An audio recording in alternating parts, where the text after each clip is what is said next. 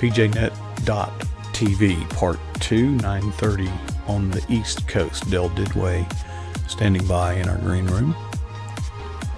Chat room waiting, or recording, and we are streaming. We will switch to Studio 6 or Studio 8 in 5, 4, 3, 2, 1. Welcome back to PJNet.TV.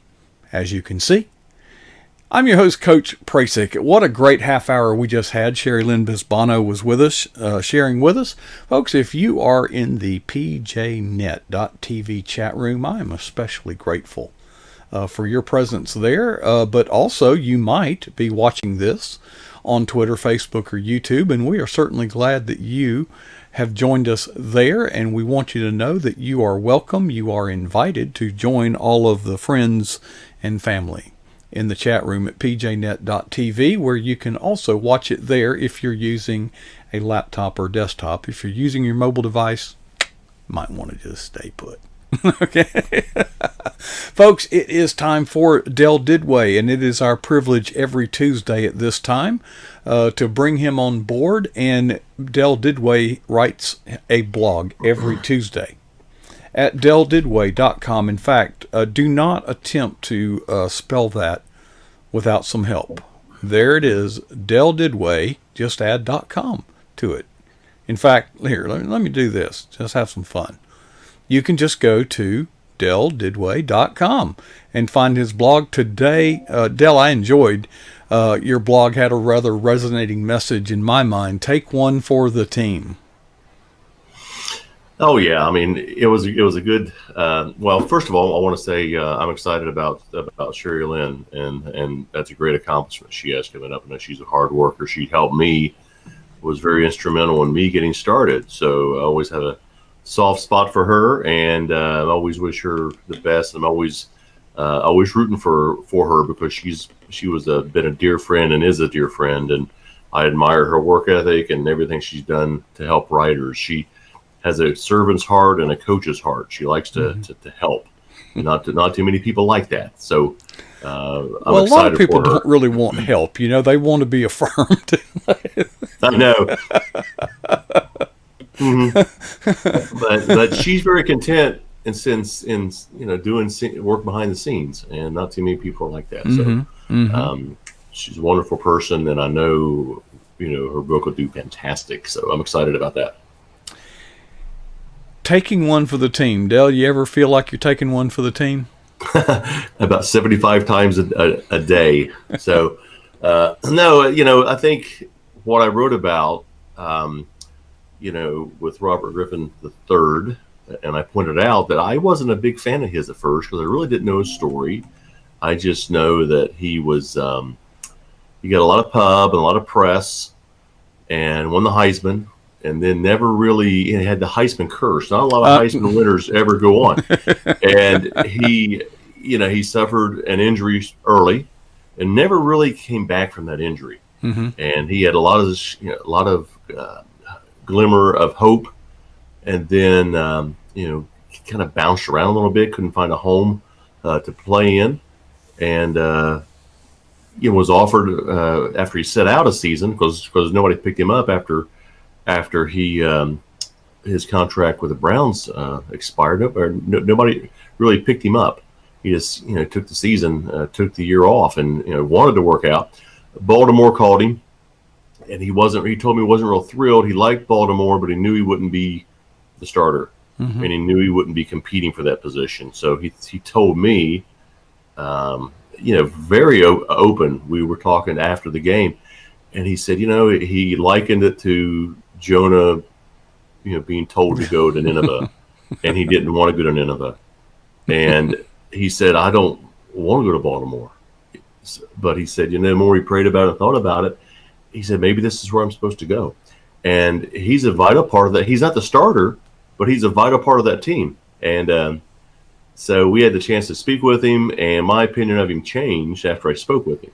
And I think that's true with a lot of people's cases. If you never met somebody and you have an image perception of them, that image might be a little different after you meet them. I know there's some folks I want to say admired, just people I kind of look up to. Then I met him, and I thought, Mm-hmm. what a jerk, So sometimes if you really admire somebody, you like somebody, you may not want to meet them because you're. That's happened to me quite a bit. I've met some folks I've always kind of like to watch them play or like to, and then you meet them and you're like, oh my gosh, what a jerk.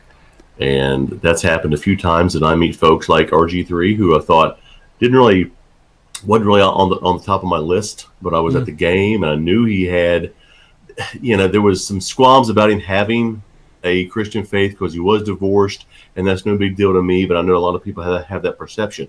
So I got on his Twitter account and I did some research, and I thought this guy's got a good testimony. Mm-hmm. And he opened up to me, and he when athletes will tell you, we'll mention Jesus or we'll mention Christ, and it's loud and in front of a bunch of people that they're not embarrassed about it. So that told me one thing. He was very open about it. So I enjoyed our conversation with RG3, and he told me that he feels like he has a home now. He's where he belongs, even though he's not starting. He's got a place there, and he feels good there. Next season, who knows? New coaches come in, contracts, agents do different things.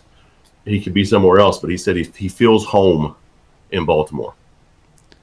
Well, Dale, I've been in situations that are similar to that, and what I try to do is adjust my thinking and say, this may not be my home. This may be an assignment that I just need to fulfill, that there's something bigger. I don't know if people realize in professional sport, in professional football, the second string quarterback works every bit as hard in practice as the first one, and there's a good argument that it says he works harder because a lot of times he is the one that practices against the second string defense when they're practicing, when they're scrimmaging.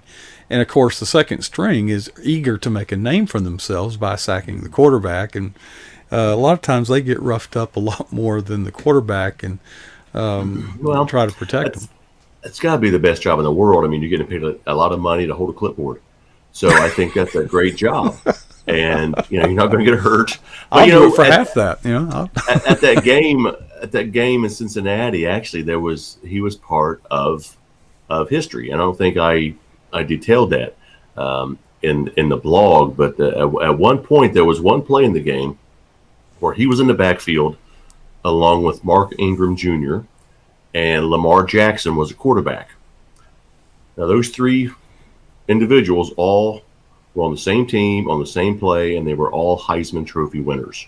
So that's got to be a first, and the fact that it was researched and there was no evidence to dispute it. So he was part of history being made that for one play, all three Heisman Trophy winners were in the same backfield on the same play. So let me ask you a question, Dale. Did they lose? Who? Baltimore? No. Oh gosh, yes, they always do. So, but Robert Griffin III was playing for Baltimore, and Lamar Jackson and Ingram all playing for Baltimore. So it was a good game. I mean, it wasn't. No, I'm sorry, it wasn't a good game. It was a blowout. So, but RG3 talking to him afterwards was very open to me. And again, getting to talk to a quarterback in the locker room is not easy, and it does take a lot of work. And I'm watched, I'm scrutinized, and I'm listened to. And if I say something wrong or ask the wrong question, I could be escorted out of there. So, I can talk to a running back or a lineman. It's no big deal. Yeah. Getting to a quarterback is risky for me. But he was very open and willing to talk to me, and he was very cordial and polite. So, and that's one thing that I liked about him. Everything was yes, sir, no, sir. Kind of like Mika Fitzpatrick. He was the same way. He was yes, sir, no, sir. RG3 was the same way. He was very polite.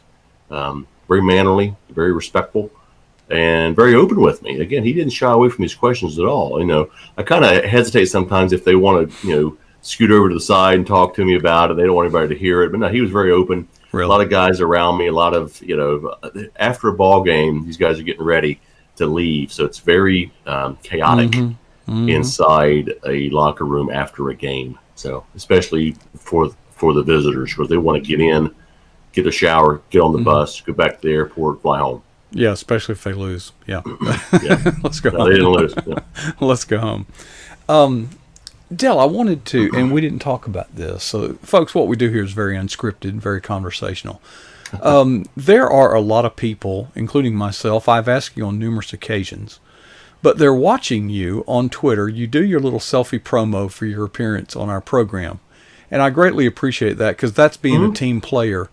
But for some reason, you are getting north of 1,000 views where we all struggle to get to 3 digits. And I have asked you, and I have had so many people ask me, how does he do it? And I give them an answer, but I want to see what your answer is. Well, I'm not going to tell you. Well, Dell, Kidding. there's 2 keys to success. Okay, before you answer the question, key number 1: don't tell everything that you know. No, I don't know. To be quite honest with you, I think what I do on Twitter, and again, it's my preferred social media platform. I can't stand Facebook. I don't understand Instagram. It's just too much work. Yeah, I don't so know. I do like Twitter. It's more engaging. But what I do is I engage people every day, and I think I told you earlier, I'll spend a half an hour in the morning just telling hello to people and respond to their hellos and sending them a cup of coffee and pictures like that.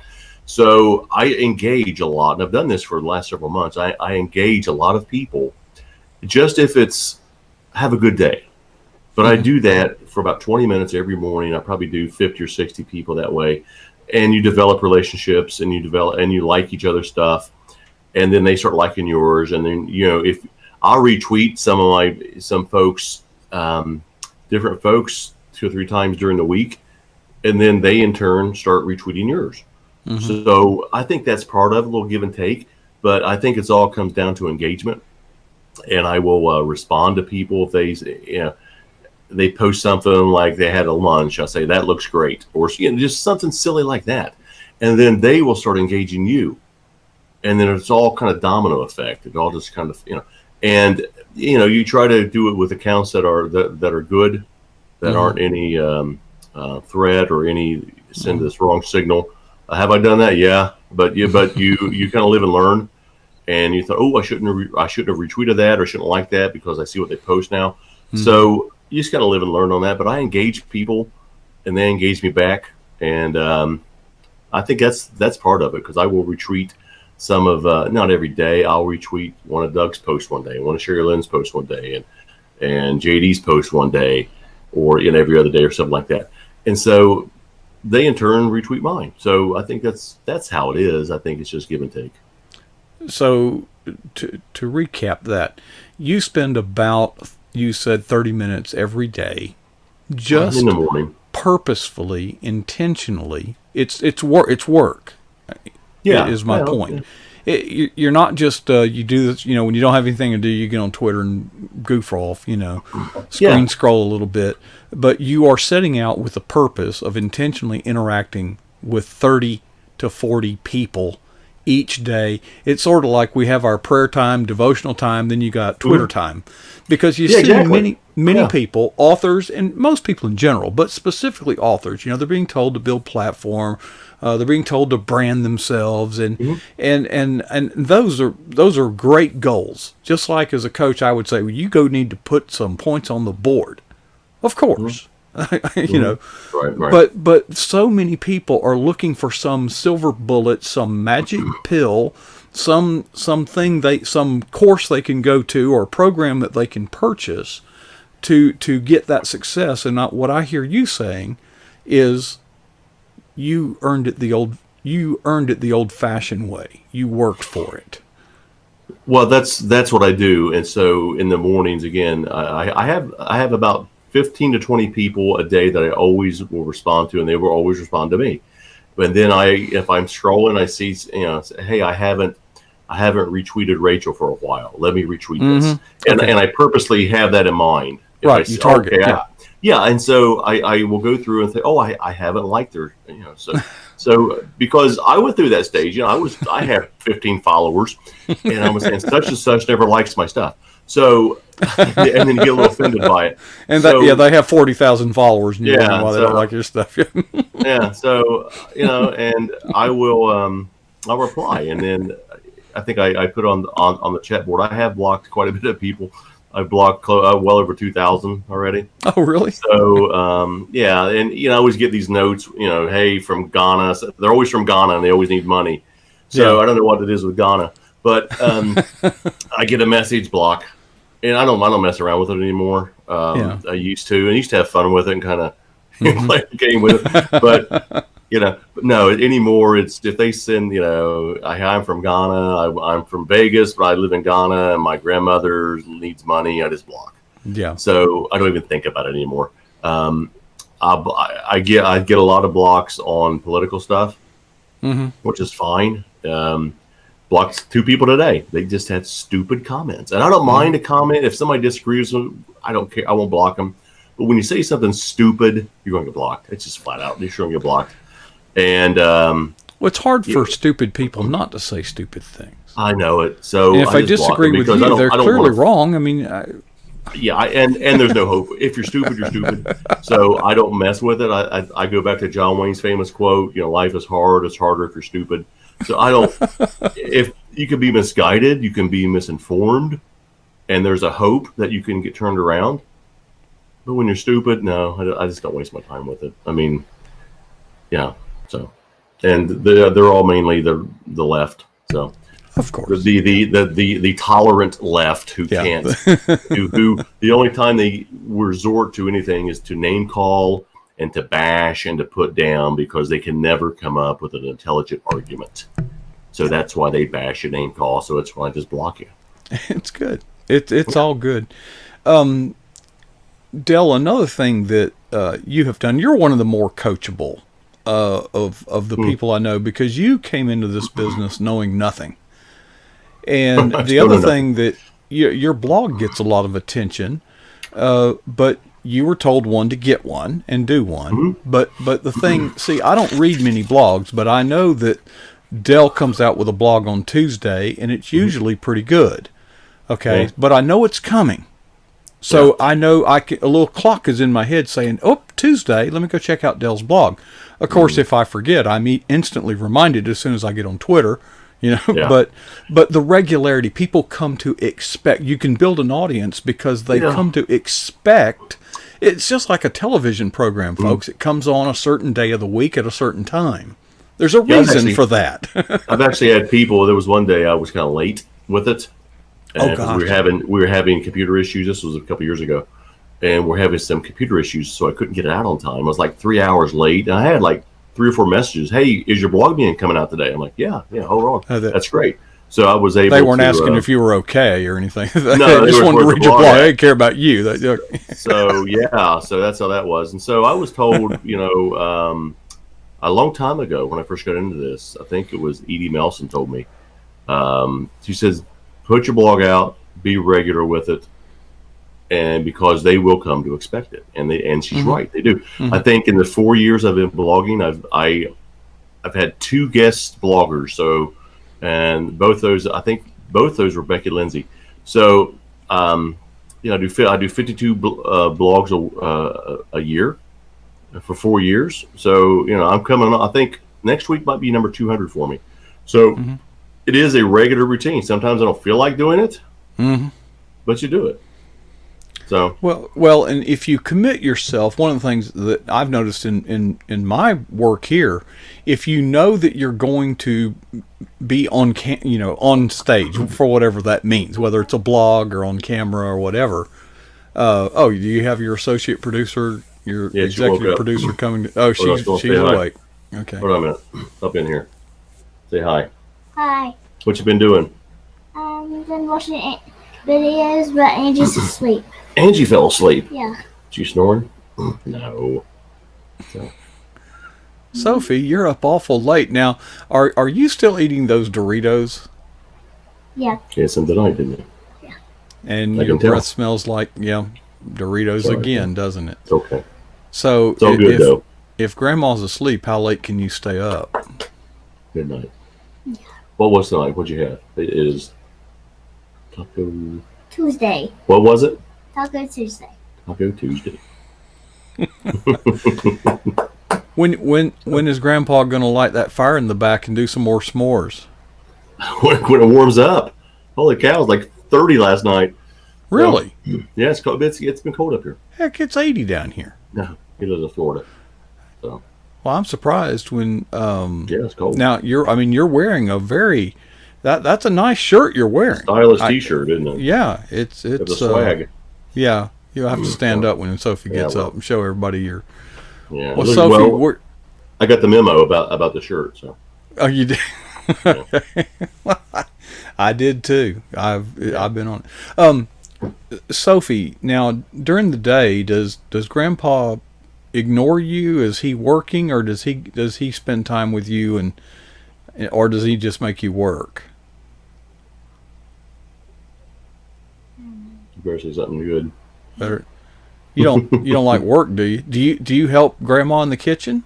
I saw some pictures of you helping. Yeah, you made a cake. You made what else did you make the other day? You made a cake and you made dinner. What was it? I forgot. You helped her make a cake, right? Well, I took pictures of it. Chocolate cake, remember? Yeah, but oh, you make taco pie. Taco pie, exactly. Chocolate pie. No, taco pie. Taco pie. Taco pie, yeah. Okay. Yeah, it's good Whatever stuff. that is, I'm sure it was good. It's good. I'm sure It's it good. was. It's your It favorite. was. It's the best. No, you Well, got- Sophie, have you been right. watching television? No. No. No.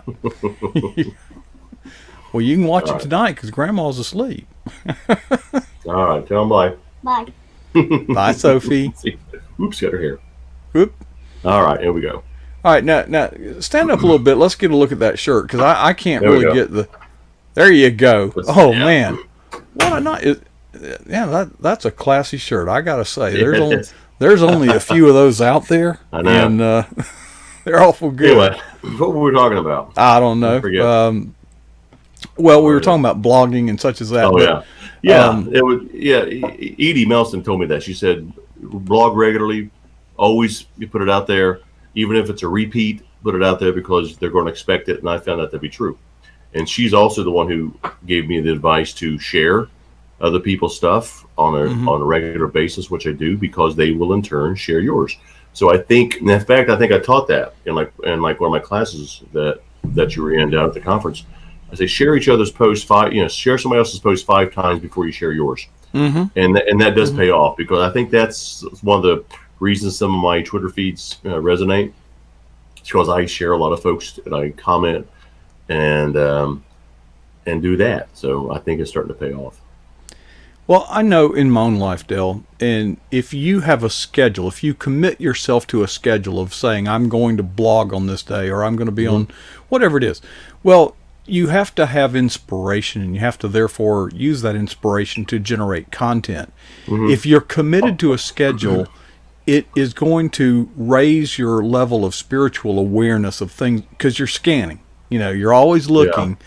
Where if you're not committed, you can see things and say, yeah, I need to blog about that. And then before an hour goes by, it's gone. Yeah, so it does take time and it takes commitment, and I don't get paid for that. So it's just something I do because I like doing it, and it's something it's just normal now. It's just part of my routine, it's part of my life now. I blog on Tuesdays. I typically write it over the weekend or on Monday nights. I've written some Tuesday morning before. I don't like to do that. I like to have them done Sunday or Monday, and then get them out. So, yeah, you have to be disciplined, and you got to want to do it. And again, people will come to expect and follow it. So that's kind of gratifying. I think the one time my first blog, I think I told you I hit like 27 people, and I thought that was kind of cool. And now on a regular basis, they're hitting several 100,000 people now hit it. So I think my biggest blog was I hit 4 million people one time. So that's not just me doing it. It's just a lot of promotion, a lot of putting it out there. Well, it's work at the bottom line. It is. You got to promote it, and you got to ask people to. I found out something Todd Starnes, formerly of Fox News, told me one time. He said he puts out on his post, on his Facebook post, please like and share. I don't do that all the time, but when you do that, they will follow. They'll like it and they'll share it. So like, oh yeah, this works, but I don't abuse that because people they'll get used to it, or they'll become Well, they feel routine. I don't respond well to that. No, but, I don't do it like once a week on Facebook or something. right. I didn't get on social media to go to work for somebody else, but at the same Right. time, you've earned the right to ask, Dell, because you've liked and shared their stuff, and therein lies the difference, I believe. Well, and on Twitter, it's so easy. I mean, it's just hit the retweet. It's simple, and it's not hard.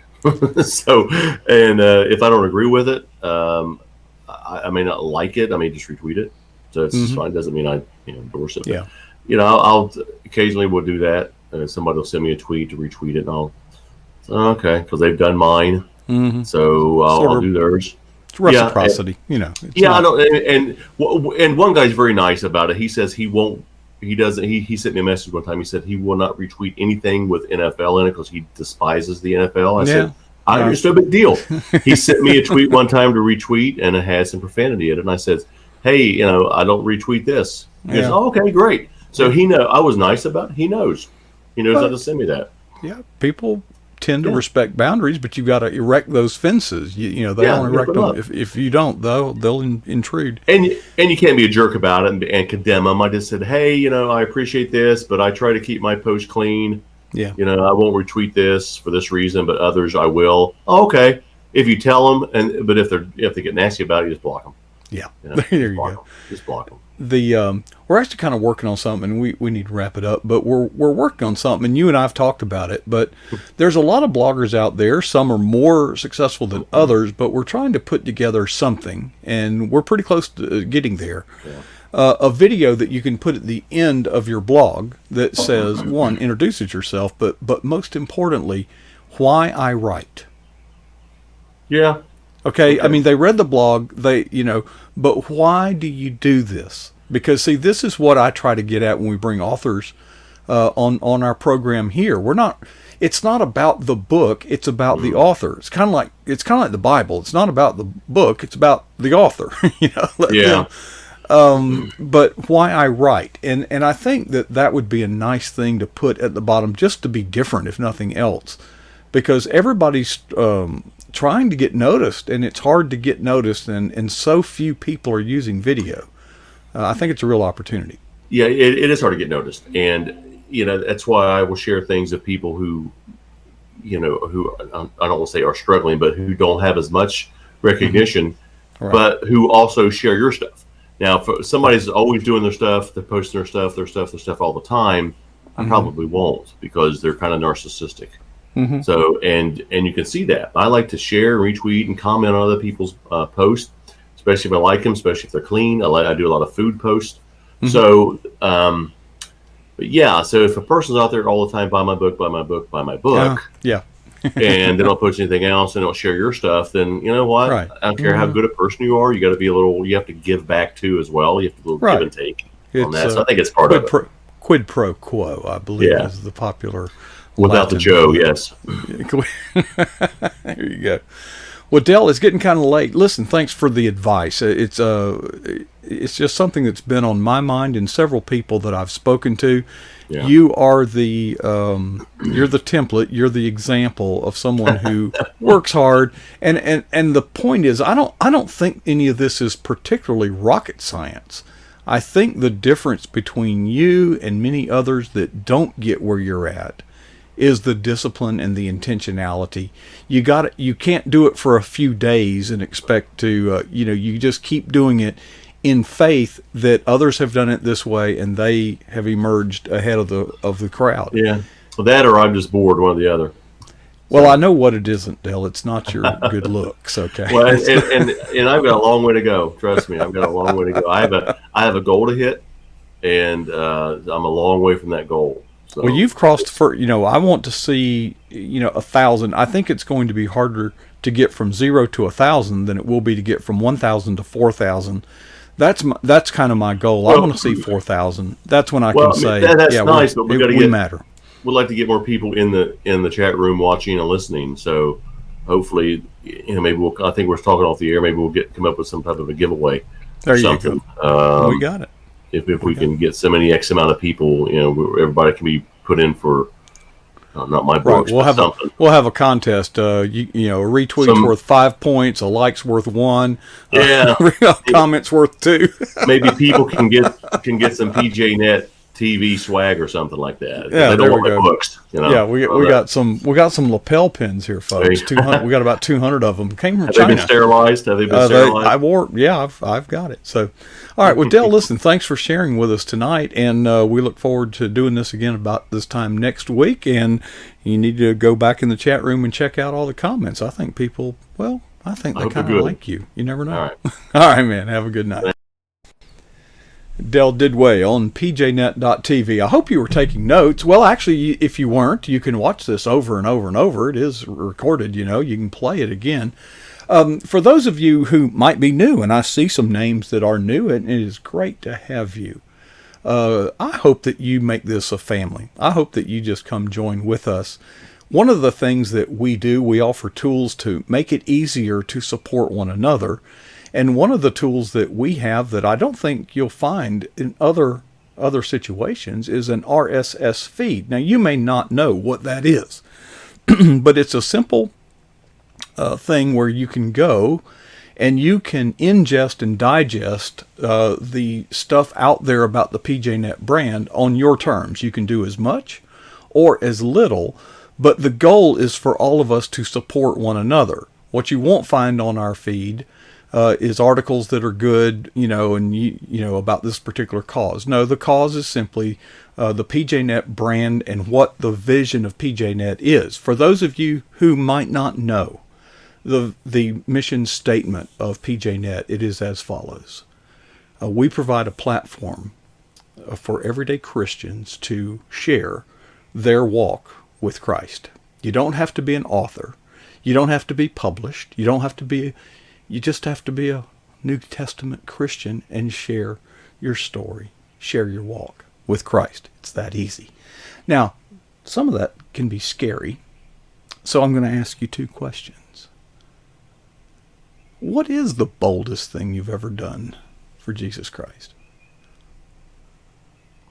And the second question is, well, when was that? The challenge for myself, and I hope for you, is to never be satisfied with either.